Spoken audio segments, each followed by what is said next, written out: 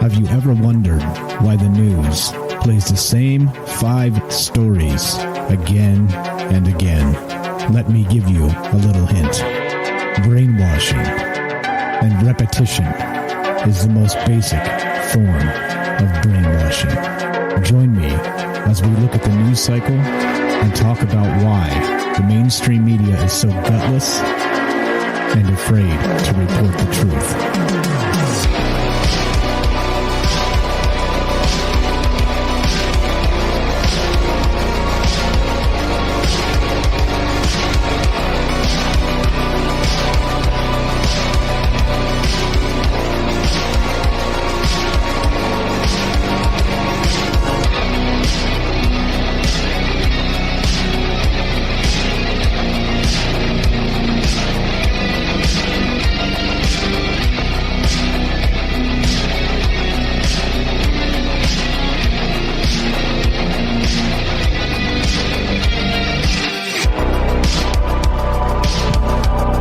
Happy Friday. Welcome to Troubled Minds News. I'm your host, Michael Strange, and this is a show where we talk about, well, the news and the conspiracy that is the news, meaning that information is withheld from us. Information is twisted, spun, and respun, and then fed to us like it's some sort of truth, when actually it's just a bunch of BS lies that they want us to believe for their own political gain. And who do I say by they? Who is they? Who is they, Mike? Who is they? Come on. Well, the technocrats, of course, the owners of the largest tech companies in the world that are in the bag politically with the government. And there you go. That's who. If you're wondering who, that's who. And again, like all the fact checkers you see, they're fake. I mean, even the fact checkers are fake. You see the stuff where they say, oh, yeah, you know, this is mostly true, right? And it's not at all. You know, they have to like take some stupid one little line out of the statement and say, well, you know, that little bit is mostly true, but the rest of the statement, we're not going to touch that because, well, clearly that's false. Yeah, so we live in an era of fakeness, fake fact checkers, fake news, and that's what this show's about. This show's about kind of looking at news cycles in a different way and trying not to politicize every damn thing just like they do to us. So I think it's possible to do, and kind of give you an idea of what, at least what I think news cycles should probably look like. And, well, you'll never see Sean Hannity or Don Lemon talking about this stuff because they're assholes. They're assholes. Okay, so that's what's going on with this show. As you know, this is live. We always do this show live. If you want to be part of the show tonight, this afternoon actually, is you can dial us up at 702-957-1037. If you have not joined the Discord yet, please do. Go to troubledminds.org and click the Discord link, and we'll put you you can get right on the show. Or if not, you can just hang out and chat with the smart people, all the amazing people that are in the Discord. Lots of good people over there, and there's only one rule, basically. Just don't be a douchebag. That's really it. That's the only rule. Be nice to other people. That's it. That's all you got to do. You can disagree, but you don't got to like stomp around and tell everybody they're wrong. And that's seems to be the case with many social media platforms these days, is everybody wants to tell everybody else they're wrong. Well, I just don't think it's necessary. We're starting fights like that, and you know, people are breaking up families and all the rest of this stuff over what? Politics, over news, over things that really kind of don't matter. It's unfortunate. But anyway, so that's the only rule. Just be cool to other people and you're good. Okay, so anyway, what we're going to do today is just do some news. Just kind of look at the news cycle like I always do, and start with some stuff that can't really easily be politicized. So let's start with that. And we'll begin here with NASA. Of course, space.com reports this, and this is a little bit fun. NASA's spacecraft will crash into an asteroid at 15,000 miles per hour. Will it make a dent? Maybe. So the mission, called the Double Asteroid Redirection Test, or DART, is scheduled to launch at 10:20 p.m. on November 23rd, and it could help the world space agencies figure out how to divert potentially lethal asteroids from impacting Earth, according to a NASA statement. DART will test an asteroid defense plan called the Kinetic Impactor Technique, essentially shooting one or more large spacecraft into the path of an oncoming oncoming asteroid in order to change the space rock's motion. The target is a binary asteroid, two space rocks moving in tandem, called Didymos, Didymos, I think that's how you say that, which consists of one larger asteroid measuring about 2,600 feet or 780 meters in diameter, and a smaller moonlet measuring about 525 feet or 160 meters. So, quote, it will confirm for us what the viability of the kinetic impactor technique is for diverting an asteroid's orbit and determine that it remains a viable option, at least for smaller-sized asteroids, which are the most frequent impact hazard, Lindley Johnson, NASA's planetary defense officer, told Live Science sister site Space.com earlier this year. Now, notably, I like how this individual's title, Lindley Johnson, is NASA's planetary defense officer. Can you imagine having that as your title? Like, what do you do? Oh, I'm the planetary defense officer. The marshal's in town, and the planet is safe. Yeah, pretty cool. Anyway, so this is exactly the type of thing that probably should have been tried a long time ago. Am I right? I mean, if we were sending stuff to the moon, well, why wouldn't you try and create these impactors that will bump asteroids off course? Why the hell not? Seems like they're late. It seems like they're late to that equation, and it makes me wonder what they've really been doing in space. Yeah, there you go. What if they accidentally divert the asteroid and years later it hits us anyway? And that's a hell of a question because, what's up, Matt? Because that's, I think, once you start messing with orbital things and, trajectories and whatnot, I think it's definitely on the table of what could happen, right? Because gravity has a funny way of making things where they need it to be, So I don't know. We'll see. We'll see how this actually works. And yeah, or what if they bump it and it kind of goes off trajectory and bumps something else? And yeah, pretty weird stuff, right? So anyway, interestingly, they're going to try this and it's going to go up. And well, there it is. We'll see. They're going to launch it on November 23rd, and they're going to try and do it. And, of course, just like Matt said there, they're going to bump an asteroid that is not in danger of impacting Earth, but what if they bump it and then now it is? Oh, boy. Wouldn't that be so human of us to just cause a problem where there was no problem prior? Yeah. Here we go. Here's more of this stuff. I love when the news cycle includes things like this, because this is what we're talking about anyway, isn't it? Usually, typically on a normal basis, we're with Troubled Minds, we're talking about this. What happens if quantum physics can prove reality isn't real? Oh, snap. This is from thenextweb.com. And so let's see. You're probably not reading this right now. This article starts. That's not a philosophical statement about the number of non-readers in a given news article has. It's a declaration of the literal. This article might not exist. Ooh, this article might not exist. TNW's neural vertical for artificial intelligence news and analysis, our offices in Amsterdam, your favorite t-shirt, all of it, blah, blah, blah, may not exist. This guy says reality is a lot like pornography in that people tend to know it when they see it. Is the chair you're sitting on or on the floor you're standing on real? Intuitively, we think yes. If it weren't real, we'd assume that we'd fall down. All right, okay. But every single one of us knows that there are situations where what seems real isn't. And as our technology improves, we know what that scene isn't good enough. I've seen Pokemon in the real world via augmented reality. And if you think about the lessons you learned in grade school, it becomes even more apparent, blah, blah, blah. One of the most basic principles of science is that all matter is made up of atoms and molecules. We know this because we use microscopes to observe atomic structures. Think about a banana, blah, blah, blah. You grab it, peel it. Anyway, okay. And anyway, this guy's long, rambly way of saying that, hey, by the way, reality might not even be real. And there's many things scientifically to suggest this is the truth. And like I've always said, too, when we do this show, part of it is that there is no objective reality. I think that everything is kind of filtered through humanity, and humanity is flawed in many ways, especially in the fact that we don't have all the sensors necessary to collect all the data from that objective world, right? So, I don't know. Is reality real? I guess that's one for the ages, right? We'll keep thinking about it. We'll keep talking about it because this is a pretty amazing thought. But I don't know that physicists will get to the point where they can prove. I don't know. What do you guys think about that? Fusion, What's Up 360 says, Neil deGrasse Tyson says you don't want to blow them up. You just want to nudge it or heat it up a little bit to shift its trajectory. Yeah, because if you blow it up, right, then you have like just a bunch of little ones coming instead of one big one, which could also be very, very damaging, right? So Neil deGrasse. So many things to say about that guy. But okay.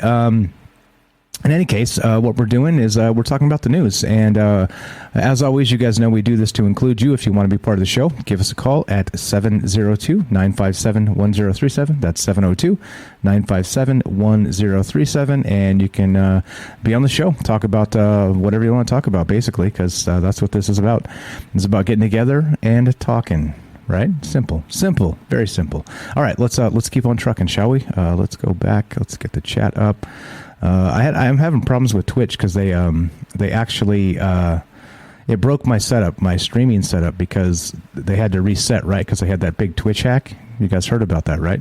The big Twitch hack. As always, right? There's always a big Twitch hack going on, or a big hack of something going on.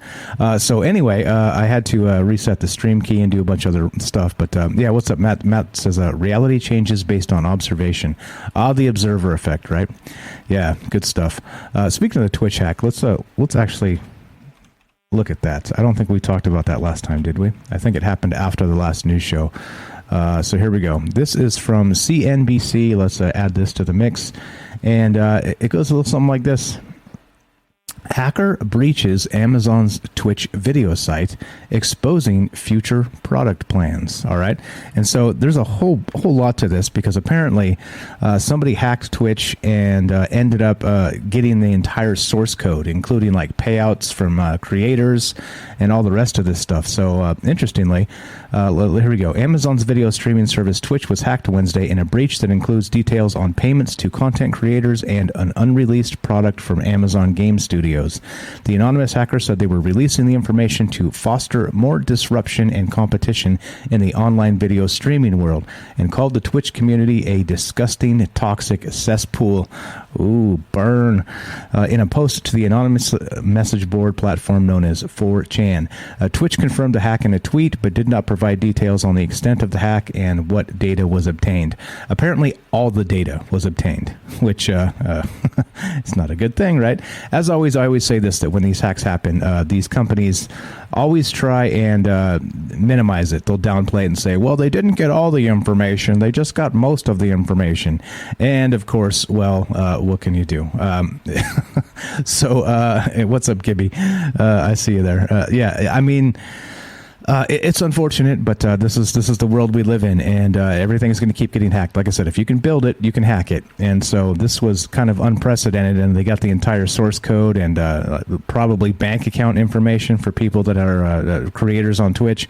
I'm sure there's all kinds of stuff that they got that they're not saying right now, which is, again, pretty horrific. If you can hack everything down to the bone, per se, or down to the digital skeleton, then that's a pretty significant hack. And that just happened, literally just happened. So this past week, a few days ago, and it's the fallout is still a thing. So when I tried to log on to Twitch right now and start streaming, everything was broken. So I've got a halfway setup here because it's broken. I had to anyway. So there you go. That's the news on Twitch, and like I said, they've literally got the entire source code for everything. And that's pretty terrifying. If this is the rate hacks are going to go, then welcome to the Thunderdome, right? So yeah. Let's see where we're at time wise. We're good. All right. Okay. So let's go. Let's do this one. This is from astronomy.com. This is always good stuff, right? This is Colonizing Mars could speed up human evolution. All right. Yeah, that's fine. That's cool. I'm into that. So, as it turns out, human colonization of the harsh and exotic atmosphere on Mars might accelerate our species' evolution. Quote, given how different the Martian environment is, you'd expect strong natural selection, says Scott Solomon, an evolutionary biologist at Rice University in Houston, Texas. Mars sits about 34 million miles away, blah, blah, blah. So Solomon first began pondering how humans might further evolve while teaching introductory biology. He asked students to imagine the ways ways in which humans may continue to evolve. The question led him down a rabbit hole that inspired his 2016 book, Future Humans. So his research touches on the hypothetical evolutionary outcomes of humanity's colonization of Mars. A determining factor in this venture, the precise level of isolation, which would vastly influence how quickly humans would adapt to new conditions.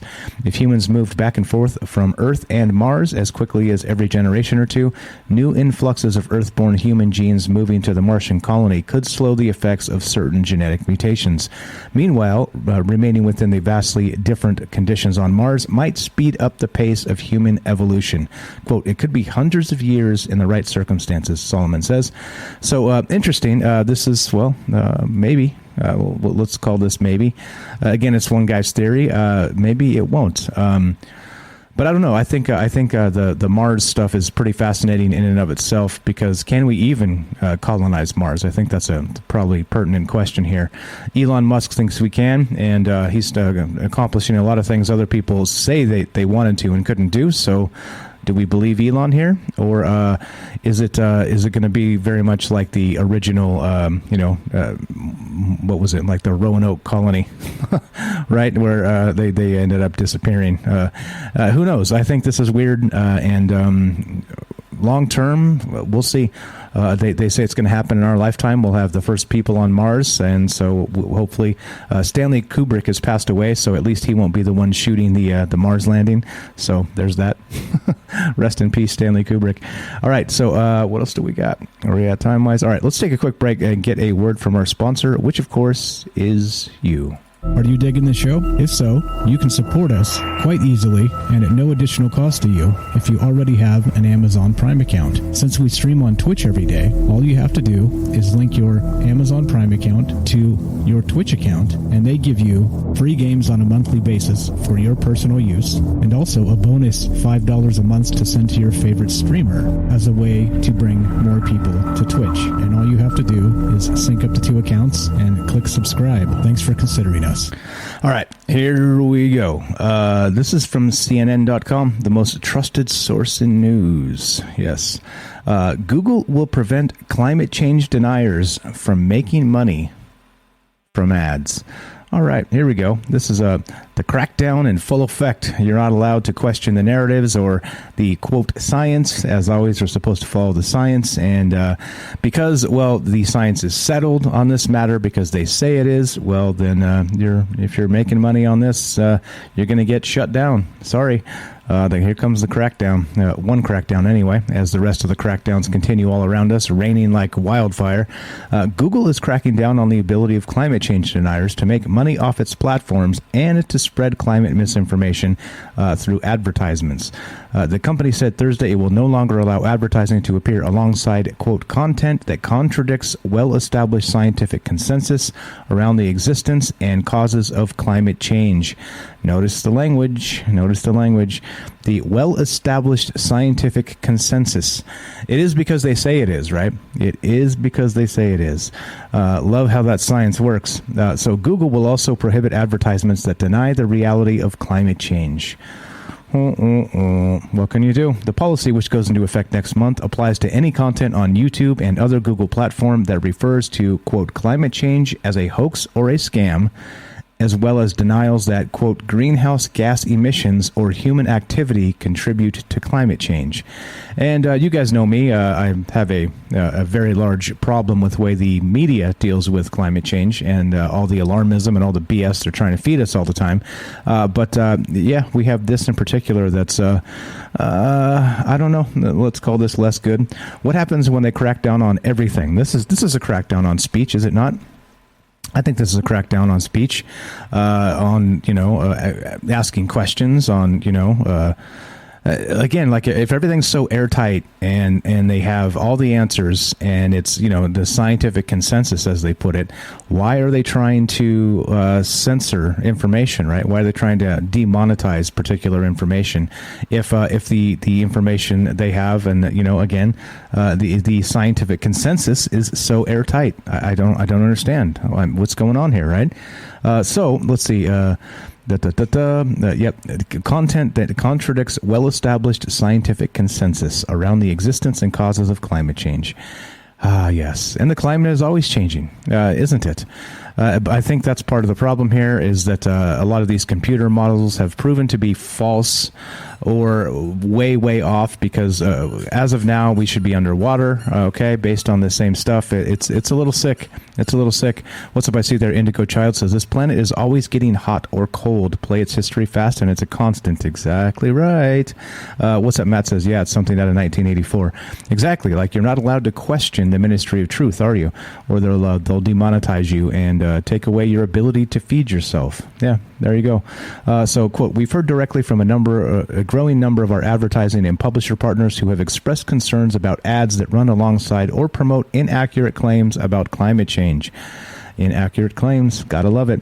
Google said in an announcement on Thursday. They continued, advertisers simply don't want their ads to appear next to this content, and publishers and creators don't want ads promoting these claims to appear on their pages or videos. All right, fine. Fine.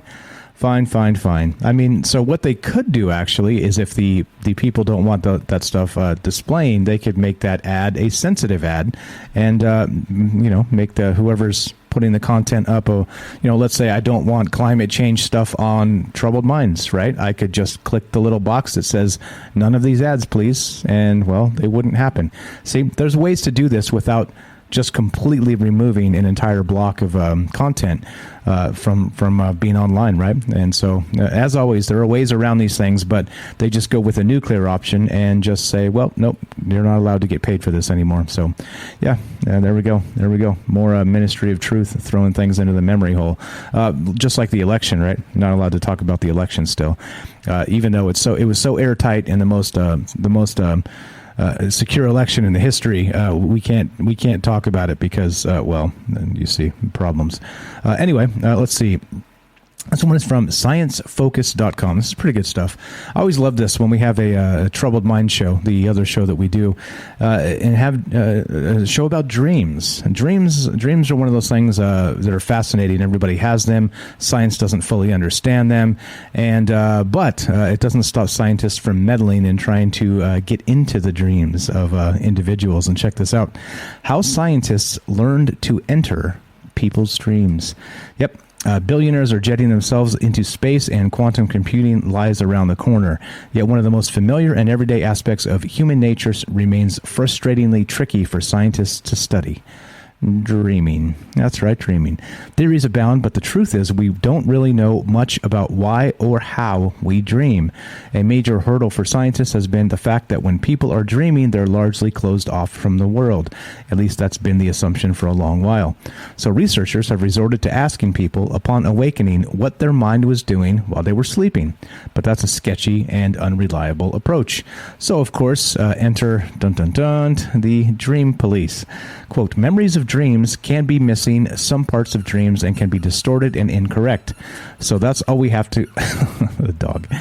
So if that's all we have to go on, then building a solid science of dreaming will be difficult, says Dr. Ken Poller, a psychologist and dream researcher at Northwestern University. What would change the whole dream research landscape would be if there were some ways to communicate and interact with someone while they were dreaming. It sounds far-fetched, like something out of the Christopher Nolan movie Inception, but in a significant breakthrough, that's exactly what an international team of researchers led by Poller and Karen Konkoly, also at Northwestern University, managed to achieve. The work, which is published in the journal Current Biology in April 2021, opens up the opportunities for scientific explorations of dreaming considerably, says Poller. We now have ways to learn about dreaming. So there you go. Of course, you'd have to volunteer. They're not going to just sneak into your dreams, boogeyman style. But pretty fascinating that they're able to actually hook into this lucid dream state and be able to supposedly communicate with people who are dreaming while they're dreaming. So neat, right? Super cool. Pretty soon, what's the next step? They're going to be able to record your dreams and then use them against you in court. That'd be pretty hot. Yeah, that's probably on the way. What else do we got hanging out? You guys want to be part of the show? 702-957-1037. That's 702-957-1037. And you can join the Discord at troubledminds.org. Click the Discord link. It's right there on top. You cannot miss it, and the phone number is there as well. Okay, so here's what we got. We got this right here. Let's keep on trucking. This this is, what is this? Oh yeah, more of this. It keeps coming. A friend of mine just texted me this morning, and said that they're mandating vaccines at his work. And he says probably, it sounds like from just talking to people, about 25% of the workforce is just going to up and quit. And so, that's what's going on. What's up, Jay? I see you there, buddy. So the thing is this, right? This is from CNBC. And we will comply. Spirit Airlines CEO prepares staff for federal COVID vaccine mandate. And yep, this is what's going on.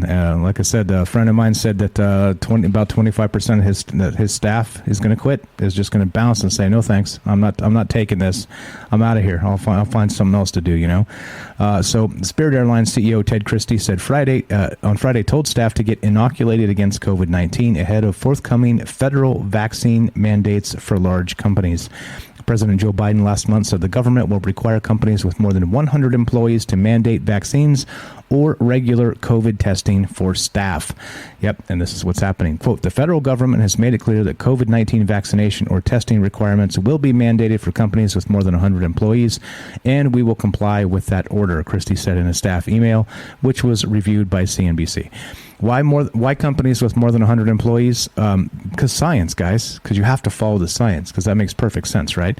So if you work at a company with less than 100 employees, there's no COVID risk at all, is there? I don't know. I'm just kind of wondering what the hell's going on with this. Why it's like, is it a mandate or is it not? Oh, it's a mandate for some things, but not other things. Like always, right? Like you can wear a mask except when you're eating or smoking, right? I mean. Anyway, like a lot of this just doesn't, as all of this has been conspiracy theater, fear mongering and all the rest of this. I don't know. I just don't know. It's frustrating. It's frustrating how we're told to follow the science and things like this is.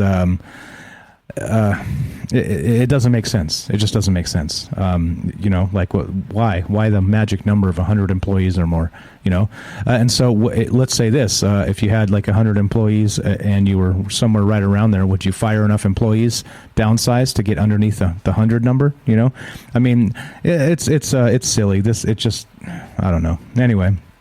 Spirit's rivals American Airlines, JetBlue Airways, Alaska Airlines, and Southwest are federal contractors which are subject to stricter rules that don't provide the same testing option. Those airlines told employees over the past 2 weeks that they must be vaccinated to comply with those contractor rules by December 8th. And it's coming. It's coming. Matt says there's a mandate for schools July next year. Yeah, well, this is the world we live in. I don't know. What do you think? You guys think this is a thing? You think there's a problem? You think that, I don't know. You tell me. You want to be part of the show? 702-957-1037, troubledminds.org. Click the Discord link. I think the weirdness of this is that there's a lot, clearly. But if they fired a bunch of people from hospitals recently. And, I saw that they were, moving in the National Guard to fill, understaffed hospitals now because they fired chunks of the workforce because of these mandates. Does that seem safer for people? I mean, just think about it. Does that seem safer? It doesn't seem safer to me. But I think that's the tragedy of this is that there you go. Jay says 1,400 doctors and nurses at one of New York hospitals. Exactly, and that's what I'm saying. So is that safer? And not only that, isn't it odd that medical workers are also holding out? That says a lot to me. I don't know. A lot here to think about. A lot of disturbing things. What is it? What's it going to be? What's it going to be? I don't know. People are going to quit or they're going to get vaccinated. It shouldn't be. It shouldn't be like that. So what's going to happen, right? A company with less than 100 employees is going to be the new hotness? Is that what's going on? Until they just change that mandate? I don't know. Like I said, I hate to be so cynical about all this stuff, but it just seems that we do live in the upside down, and a lot of this doesn't really make sense, but what can you do? What can you do? Like I said, and I mean, of course, that this doesn't make sense. Again, if you're firing doctors from hospitals, doctors and nurses, and you have a labor shortage in these hospitals, is that safer for the community? Just asking. I think it's a legitimate question, and I don't know. You guys tell me. It doesn't seem right. All right, let's see where we at time-wise. We're okay. All right, let's do this real quick, and then we'll keep on trucking. Actually, let's take a quick break. So as you know, you can, like I've said, you can sub up to this channel if you want to help support us through Twitch and Amazon Prime. It doesn't cost you anything extra if you're already paying for Prime. It's included. It sends $2.49 to me per month if you do that. And like I said before, if you do, it does have to be re-upped every month. So it does expire at the end of the month, and then you just have to go hit thing again and blah blah. Anyway, let's take a quick break. If you like, thanks again for hanging out with us. And this is Troubled Minds News. I'm your host, Michael Strange, and we will be right back. All right, welcome back to Troubled Minds News, and we're just talking about the news. We're talking about the conspiracy that is the news and how the fact checkers are fact checking the wrong things. And in general terms, we're not really looking at that specifically, but it is funny when that stuff pops up and they try and tell you this, that, or the other thing, which may or may not even be true. Let's look at this. This is from Fox 5 San Diego, and here we go. Let's link it in the chat. As always, you guys know me. I like to share my sources, so you can see that I'm just not making this stuff up. It ends up being weird, and people thinking this, well, they can't say that if you have all your links and say, this is where I got it from. Officials warn of invasive mosquito species surging in SoCal that aggressively bites humans. Uh-oh. Los Angeles County authorities are warning residents that an invasive species of tropical mosquitoes is becoming more prevalent in the region. The Aedes mosquitoes are more aggressive against humans than any other species in the area, and they're difficult to get rid of because of their ability to reproduce exponentially, experts say. They've also triggered a warning in the San Gabriel Valley and Orange County. Vector control officials set up traps in neighborhoods around LA County to monitor the insects, and so far this year, they've trapped the most in Sunland and Sun Valley.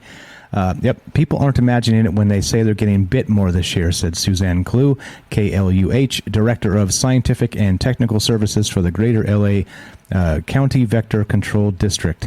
The species has been in the region since 2011, but depending on where you live, it might have just started really building up this year, Kluh said. Experts say residents are getting bitten more often because these types of mosquitoes are more aggressive in targeting humans than other species. Nice. If only we could put some sort of pathogen in them and then it gets spread. Wow. It'd be like the X-Files or something, right?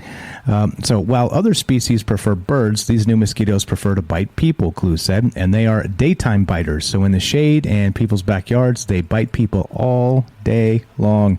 Seems like that should be a song, right? Mosquitoes biting me all day long. Yeah, the Aedes are also very difficult to get rid of because they can lay hundreds of eggs in tiny bits of standing water as small as a bottle cap, Kluh said. So the insects are also capable of transmitting viruses like dengue and yellow fever, but so far there's been no evidence of such activity in LA County, officials said. Not yet, but there you go. We've got a extremely aggressive, going after people mosquito outbreak in Southern California. California. It is the best, is it not? Let's keep on trucking. Let's talk about this. As you guys know, 702-957-1037 if you want to be on the show, and we'll put you on the show. Let's see. Make sure we got no calls here. I think we're good. All right. Most people call the other show, not this show, but you're allowed. You're totally allowed. We have an open phone line and the Discord. Actually, am I in the Discord? I don't think I am. Now I am. There you go. All right. See? Okay. So anyway, this is from CNBC, and this is, yep, you guessed it, Havana Syndrome. Back in the news. Attacks have stepped up in their brazenness, says national security expert. Uh-oh. All right, here we go. This is Frank Figliuzzi, a former assistant director for counterintelligence at the FBI, called for greater coordination within the U.S. government to combat the growing number of mysterious sound wave attacks against Americans dubbed as Havana Syndrome. Quote, I still don't see the kind of coordinated cross-agency government-wide approach to this where there's a central medical review that's done no matter which agency you're from, if you've been impacted. And look, these attacks have stepped up in their brazenness, Figliuzzi said. He's an NBC News national security analyst, gave examples of the increasingly flagrant attacks against high-ranking U.S. officials. One attack occurred during a trip to India in September with CIA Director William Burns. Another potential attack delayed Vice President Kamala Harris's trip to Vietnam in August. That's wild. This is wild. What's going on here? Havana Syndrome has been impacting U.S. officials for the past 5 years. Back in 2016, diplomats in Cuba reported hearing strange sounds, steady pulses of pressure in their heads, and a number of other bizarre physical sensations. They suffered lasting side effects from those direct energy attacks.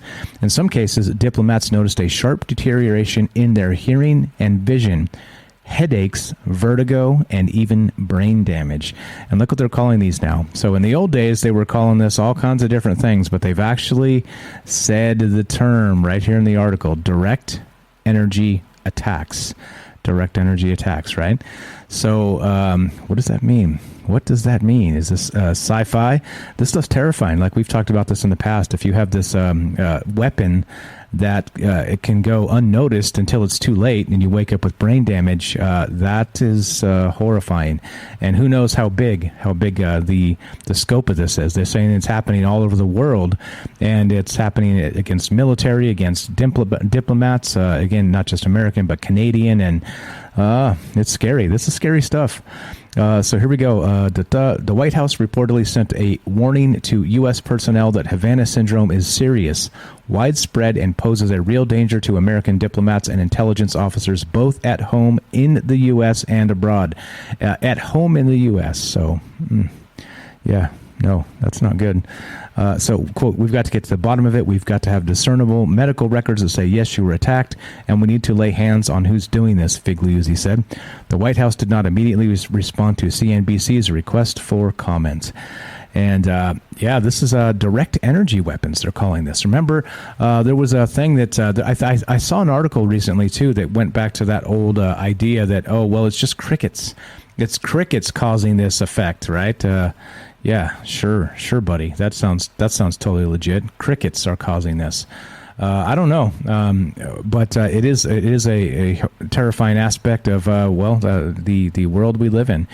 And again, if they're saying that you're not safe in the continental United States, then what's going on with this? Who's doing this? I think that's the weirdest part, and it kind of makes me suspicious of what this device is. How come the government says they don't know anything about it? It almost seems like it's a test being done on, I hate to say our own people, but I hate to say it. What's up? Let's see. Imagine getting killed, death by a mosquito. Yeah, you're right, Matt. Imagine getting brain damage just by doing nothing and staying at home. Havana Syndrome. All right, going to keep on trucking. Looking to talk to you guys, 702-957-1037. Here you go. Let's keep on trucking. ARS Technica reports this. Yeah, it gets better, doesn't it? Nuclear security helicopter scours Boston Marathon route for radiation. This morning, the Department of Energy helicopter buzzed above cities and suburbs in eastern Massachusetts, scanning for radiation in advance of the 125th Boston Marathon. The sweep is part of security preparations to help first responders pinpoint possible dirty bombs and other terrorist activities before they claim any lives. Holy crap, huh? The flight started with a thorough scan of the starting line in the western suburb of Hopkinton before flying along the 26.2-mile route to the finish line in Boston, where the helicopter performed another comprehensive survey. The craft flew at low altitude the entire time, dipping below 100 feet on several occasions, according to FlightAware. FlightAware is a pretty fantastic website if you guys haven't checked that out. So the twin-engine Bell 412, tail number N412DE, is operated by the National Nuclear Security Administration, a division of the Department of Energy that are responsible for everything from non-proliferation to maintaining the nation's nuclear stockpile. The helicopter is part of the agency's aerial measuring system, which routinely performs radiological surveys before major events, including presidential inaugurations, Super Bowls, and New Year's Eve celebrations in Las Vegas. The NNSA will fly additional surveys in the Boston area over the next 3 days, including Monday when the marathon will be run. Today's flight is intended to develop a map of background radiation sources, which will help the helicopter and other ground-based sensors detect any unusual radiological activity on race day, including so-called dirty bombs. They use traditional explosives to scatter radioactive material. That's pretty terrifying, isn't it? Dirty bombs. And not just dirty bombs. A dirty bomb is actually a nuclear thing. It's a radiation attack. It's not good. So I mean, great they're looking out for this, but again, like what a sick world we live in when we're talking about this type of thing, right? We're talking about it's not good. It's not good. What's up, Rivers? Says, don't they just have the malaria vaccine this week? They might ask you to take it for this. Yeah, right? Yeah, for the mosquitoes, yeah, and maybe for the dirty bombs too. Who knows, right? Because follow the science. Yeah, totally.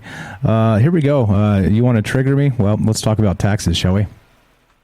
That whole Panama Papers thing just came out, which we'll get to in a sec. But let's start with that actually. So this is it. U.S. This is from the Guardian. The Guardian, one of the other most trusted sources in news. And then we'll go to the BBC, our other favorite. U.S. proposes crackdown on financial enablers in wake of Pandora Papers. Oh, you mean the tax loopholes that you wrote into our own tax system aren't legitimate? Well, why don't you change them, legislators? What the hell's wrong with you? U.S. lawmakers, note the term lawmakers, well, change the tax code, are proposing legislation that would force trust companies, lawyers, and other financial middlemen to investigate foreign clients seeking to move money and assets into the American financial system. The bipartisan bill was proposed in the wake of the Pandora Papers, a leak of 11.9 million files from 14 different offshore service providers around the world that revealed how the global elite used tax havens to legally avoid paying billions in taxes. Note, I said legally avoid paying, right? Because these loopholes were written in. They aren't oversights. They were written into the tax codes purposely, right? For this exact thing, for the elite to dodge taxes and us to be screwed, right? They were written in. And so these stupid legislators are acting like the lawmakers. Well, these are loopholes. Let's close the loopholes. No. Come on. No. You put them in there, people. Don't act like this is surprising to you. So the Pandora Papers show how a handful of U.S. states led by South Dakota are now providing growing competition for more traditional tax havens, such as the Bahamas, the Cayman Islands, and Switzerland. And yeah, an analysis of the leak by the International Consortium of Investigative Journalists and the Washington Post showed that nearly 30 trusts had been established in South Dakota holding assets connected to people or companies accused of corruption, human rights abuses, or other wrongdoing. Right? You run a stop sign, you and me, they throw the book at us. Human rights abuses, well, they let you have tax havens and run amok all over the world, right? I mean, this is the craziness. This is the upside down that we live in. It doesn't make any damn sense. And well, yeah, here we are. I don't know. What do you guys think about this? 702-957-1037. And let's get one more break, a word from our sponsor, which is you, and we'll keep on trucking and finish this sucker up. Let us go. Are you digging the show? If so, you can support us quite easily and at no additional cost to you if you already have an Amazon Prime account. Since we stream on Twitch every day, all you have to do is link your Amazon Prime account to your Twitch account, and they give you free games on a monthly basis for your personal use, and also a bonus $5 a month to send to your favorite streamer as a way to bring more people to Twitch. And all you have to do is sync up the two accounts and click subscribe. Thanks for considering us. Okay, BBC News reports this. Nations agree to 15% minimum corporate tax rate. Oh, I see. That'll fix all this, won't it? That'll fix their wagon. That'll put these businesses, these multinational corporations in check, these tax dodgers. This will fix everything.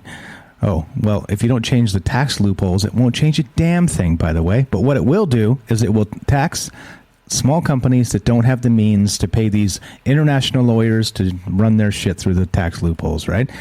Some 136 countries agreed to enforce a corporate tax rate of at least 15%, as well a fairer system of taxing profits when they are earned. Go get them. Go get those people making money. Get them. It follows concern that multinational companies are rerouting their profits through low-tax jurisdictions to cut their bills. Oh, how dare they? How dare they? It's such a horrific thing. Yet critics say a 15% rate is too low, and firms will get around the rules. Yeah, no shit, because they wrote in those rules. This is just the dumbest thing ever, right? When you get legislators, lawmakers, countries doing stuff like this, and they're not fixing the loopholes in their tax structures, well, whose fault is this? Let's be real. Whose fault is this? Yeah, it's their fault. It's their own damn fault. U.S. Chancellor Rishi Sunak said the deal would upgrade the global tax system for the modern age. Ooh, the global tax system. Nice. We now have a clear path to a fairer tax system where the large global players pay their fair share wherever they do business. Yeah, get them. Get them. Don't let them get away with those tax loopholes we wrote intentionally for them. Don't let them do that, right? So basically, they'll continue to do that, and the people that get smacked will be me and you, as usual, right? And this is the way this works. So again, right, you have a company over 100 employees. Vaccine mandates, right? You make a bunch of money. Well, corporate taxes, we're going to jack them up, and you can't get around it because you're not a multinational business with individuals like, I don't know, George Soros, right? Like you don't have just billions to sling around and pay tax cheat lawyers to help you tax cheat. So anyway, the Organization for Economic Cooperation and Development, an intergovernmental organization, has held talks on a minimum rate for a decade. Oh, see, this is exactly what I'm saying. It takes them a decade to decide they need a minimum tax. Okay, nice work, guys. But not a decade to actually look at the loopholes that have been allowed. It's dumb. The whole thing's dumb. Yet it said it did not seek to eliminate tax competition between countries, only to limit it. The floor under corporate tax will come in from 2023. Countries will also have more scope to tax multinational companies operating within their borders, even if they don't have a physical presence there. So you know what that means? It means everybody will move to the Isle of Man, or everybody, again, the double Dutch sandwich or whatever the hell they call it, where they move through Ireland. I don't know. Like there are tons of tax loopholes and things like this that, again, once you set up all the correct financial mechanisms corporation wise, then you dodge it, right? You just dodge it.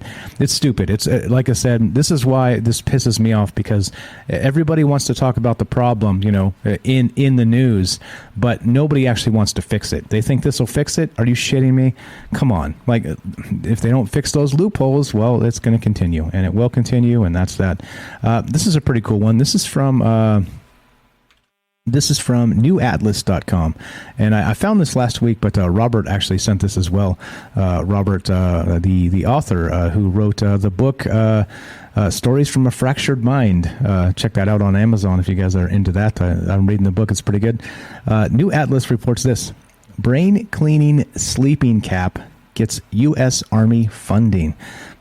This looks awesome, right? This looks awesome. Yeah, everybody, okay, here we go. Okay, so in 2012, scientists made a huge breakthrough in the field by discovering the glymphatic system, which cleans out toxic waste products from the brain during sleep by flushing it with cerebrospinal fluid. Disruptions to sleep, and therefore the glymphatic system, have been increasingly associated with neurological disorders such as Alzheimer's. All right. Studying the glymphatic system could provide new insights into sleep disorders and how to treat them, but currently it requires big, bulky MRI machines.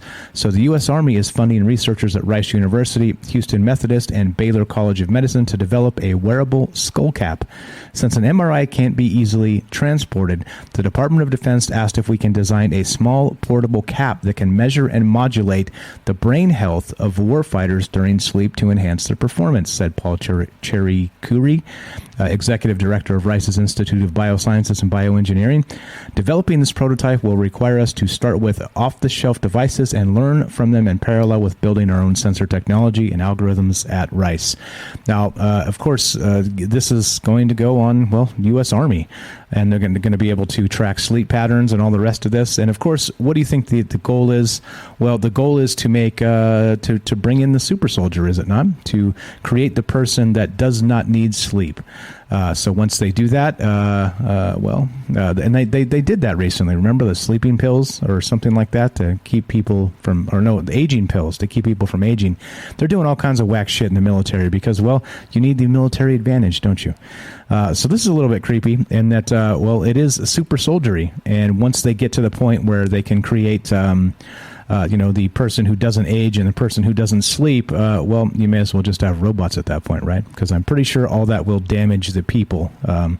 It is what it is. Unfortunately, it is a byproduct of militaries, not just here, but all over the world, where young people go into the military, they get all busted up, and for the rest of their life, they got a broken back or things like this, right? Or they're just like, I've got a family that's been in the military, and every single one of them has come out of there with some sort of injury, like long-term, that needs to be treated, back problems or whatever it is, right? Because they don't give a shit. Like, they use you when you're young, they abuse you, they break you, and then they send you home and say, go get them, Tiger. And a lot of people have mental health problems as a result. There's a lot of suicides with our veterans.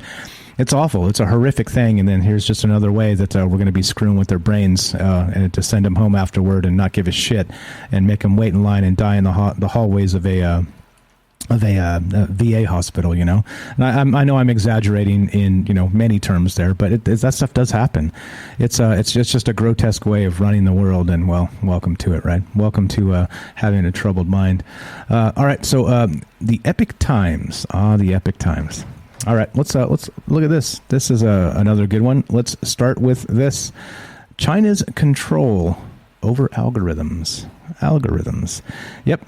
The Cyberspace Administration of China, the country's cyberspace watchdog, announced recently that it would set up governance and rules to tighten its grip on algorithms that companies use to interact with its users. Algorithms are widely deployed, used by companies to interact with users on a daily basis. Think of them as the engine that drives our internet search results, restaurant recommendations based on our location and taste preferences, show and movie recommendations based on our viewing history, the route our GPS takes us based on traffic and other patterns, etc. We depend on various algorithms whether we realize it or not. And today, when every company needs to be a technology company, investments in algorithms, artificial intelligence, and machine learning are increasingly mandatory. For Chinese consumers, that all translates to what videos they see on Douyin, which is China's version of TikTok, what recommendations they see on Alibaba's Taobao shopping platform, dispatch decisions on platforms such as logistics apps, Didi and Meituan, and the topics trending on Weibo, for example. It's unclear how the Chinese Communist Party intends to regulate the algorithms underpinning such technologies, but a few general guidelines have been laid out. Now check this out. This is weird. A multi-pronged regulatory approach should be established to monitor algorithm safety, archive, and illegal behavior, according to the CAC statement in Chinese, while emphasizing that technology innovation should be preserved. The announcement, which said the guidance would take around 3 years to roll out, comes a month after the CAC released a set of draft guidelines on how algorithms should behave. And this will tell you everything you need to know, is that the algorithms here have run amok.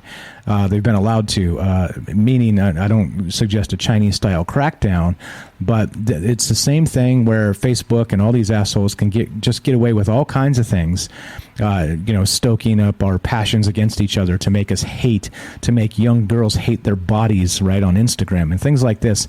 And nobody gives a damn because, of course, it's in the name of profits. It's in the name of technocratic profits. Mark Zuckerberg is riding his little wakeboard thing with his American flag on the 4th of July and doesn't have a care in the world.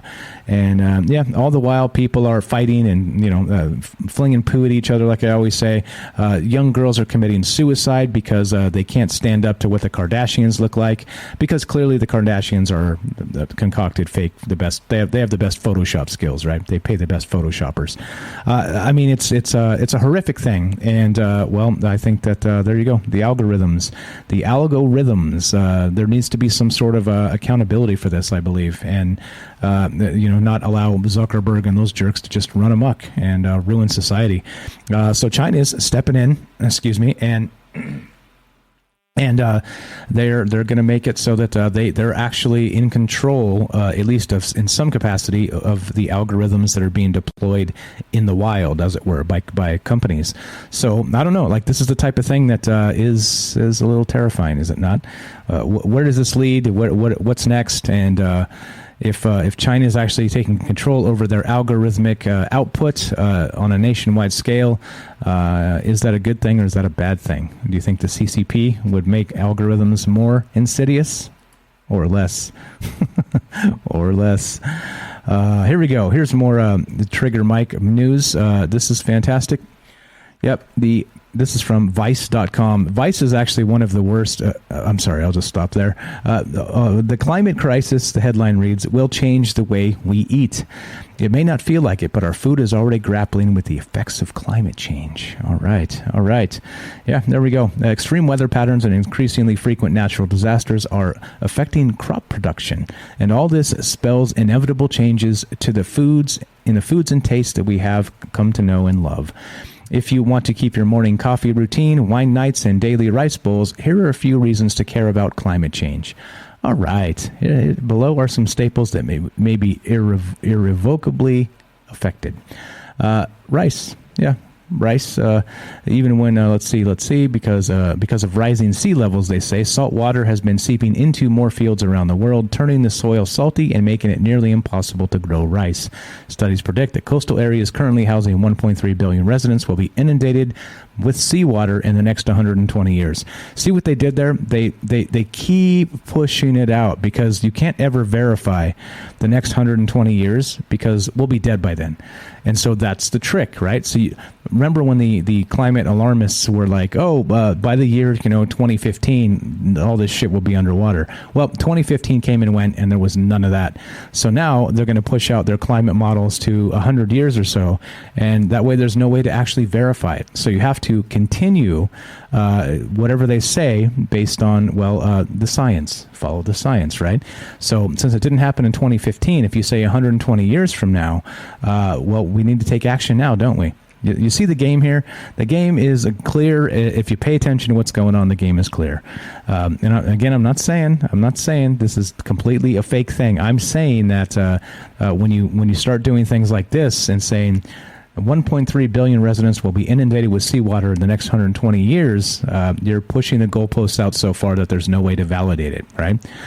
So anyway, what do we got? Coffee, or obsession with blah, blah. Okay, so we already have seen its effects. Global warming is seriously threatening coffee farms, they say. We've already seen its effects through rising coffee prices this year after a severe drought in Brazil drastically reduced crop yields. On the other hand, higher rainfall and humidity make coffee plants especially vulnerable to the fatal coffee leaf rust fungus, which debilitates the plants from yielding crops. A coffee leaf rust epidemic that swept across Central America cost the jobs of 1.7 million farmers from 2011 to 2017. Anyway, whatever. Chickpeas, wine, there you go. Beer's not on the list. We're fine. Forget it. Forget about it. No, I'm just kidding. But yeah, I mean, this is again, right? Alarmism. I don't know.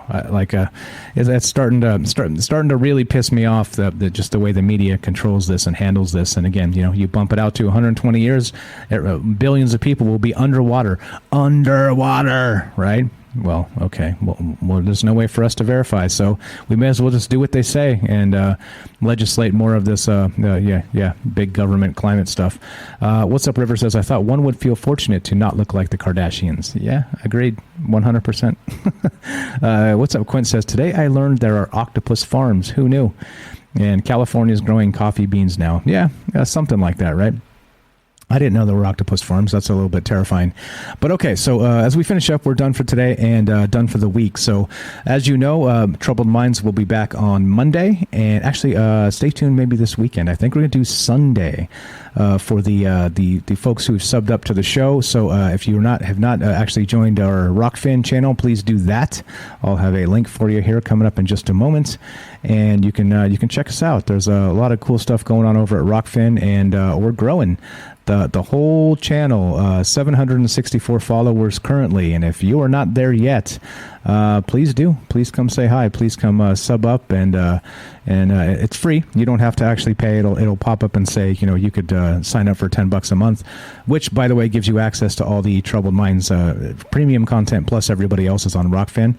But also, you don't have to at all if you just sign up over there and come watch the archives that we do on Rockfin. It does pay me a little bit of crypto, pennies in crypto, so because it's built on the blockchain and the rest of that. So there it is, right? See, Troubled Minds, 777 subs on Rockfin already. That's like a jackpot, right? 777 when you pull the thing and the money comes out, ching ching ching.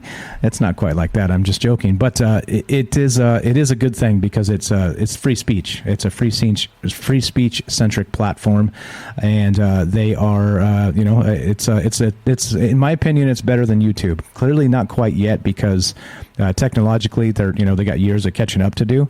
The chat's a little bit clunky and stuff, but once all that stuff smooths out, it's going to be much better because you won't have this censorship like we always talk about with Google trimming people out because you can't question the science, right?